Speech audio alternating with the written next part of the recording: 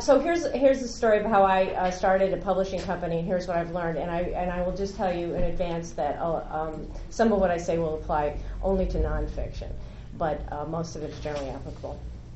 So I was writing a book for a publisher. This was my 5th or 6th book, and complaining to my dad about the publisher. And I had written books for 3 major publishers, all of which were bought by Rupert Murdoch while I was writing the book. So either the man is stalking me, or that says something about the state of publishing.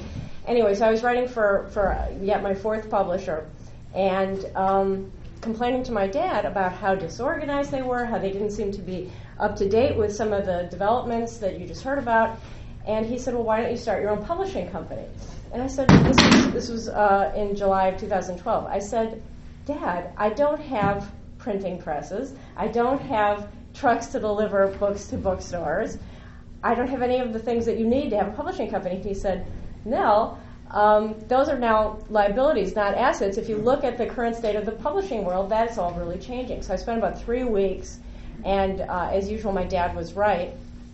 And I found out that most books are being sold on Amazon, and that you really could publish very cheaply, and therefore you don't have to sell that many books to make the money back, and that if you get very niche-y, if you're not trying to be Harry Potter or John Grisham, but you get something very specific, you'll be all right. So I decided I would publish my own book, and really had no thought of publishing anybody else's.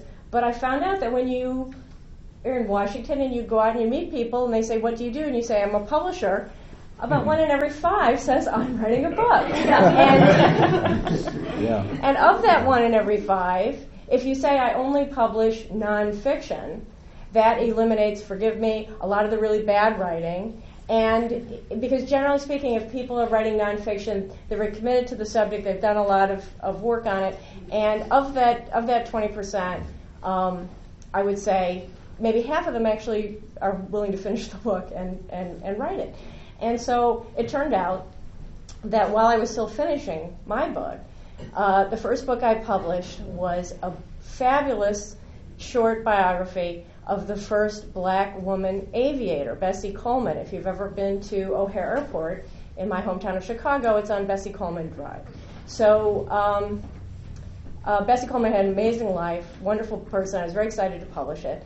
And so he says to me, I would like to call it, Up in the Clouds or something like that. And I said, okay, maybe 20 years ago, you could write a book called Gone with the Wind or To Kill a Mockingbird or Catcher in the Rye, but in the days of people will find this book through Google, and we have to call it Bessie Coleman, Pioneering Black Woman Aviator, because Google really pays attention to the title and to the first 500 words of the book. So you cannot start your book anymore saying, it was a beautiful sunny day and, the clouds were, floating through the air. Forget about it. That may be very artistic, but you really want to sink as many of your keywords into that first 500 words, because that is how people will find your book. I didn't want people to find this book by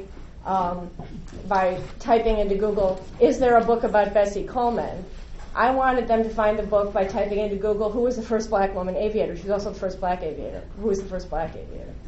That's how I want people to find the book. And in order to do that, you have to call it Bessie Coleman, Pioneering Black Woman Aviator, as unromantic as that may be. And this is why I stick with nonfiction, because you can do that. The other thing that I could do with nonfiction is I went on Facebook, which, as you know, has 1/4 of the world's population, and I sent an ad only to people who had expressed an interest in black history, women's history, or aviation history, and only had to pay if they clicked on the ad.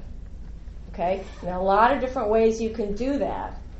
Facebook will give you all kinds of wonderful metrics, and you can try different words, and you can try different things, but that's what you can do. So subsequently, I've published books about the Beatles and the Rolling Stones. I don't want to pay to send ads about a Rolling Stones book to Beatles fans, and I don't want to pay to send books about the Beatles to Rolling Stones fans. I really want to target that. So I published the Bessie Coleman book. I then happened to meet a guy who was a friend of John Lennon's and was present at the recording of the Beatles' first single.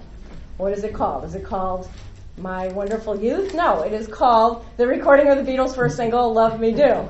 And so I published that one. And the nice thing about that book is that one is going to sell a book every day for the rest of history. Somebody, Amazon makes the book available in 9 countries, and somebody buys that book every single day. And every day I go in, somebody from Brazil bought it, somebody from Japan bought it. That book will sell forever. And contrary to traditional publishing, where the first 6 weeks is when they decide whether they're going to continue to promote the book or keep it in print, these books stay in print forever.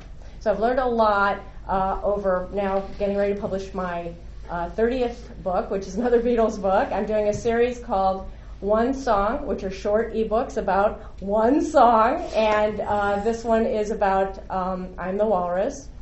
And once again, I'll be sending out ads via Facebook, and that way, while I was promoting the Bessie Coleman book, I live in Virginia, and I was being bombarded with ads for the guys who were running for office in Maryland. And I thought, my God, these people are spending so much money, and I have no ability, even if I wanted to vote for any of them. I want to be the opposite of that. I want to just focus. So the other thing that I've learned is that the best promotional money you can spend, if you want to spend promotional money, is to hire a high school student and have them write individually to all the blogs that cover your area and all the podcasts that cover your area.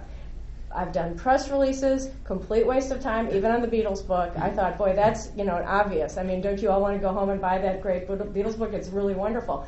But no, the press releases did no good. The only thing that really made a difference was sending out individual pitches. And you can get high school students to do that for you. Another thing I want to recommend to you is, are any of you familiar with Fiverr, Fiverr.com?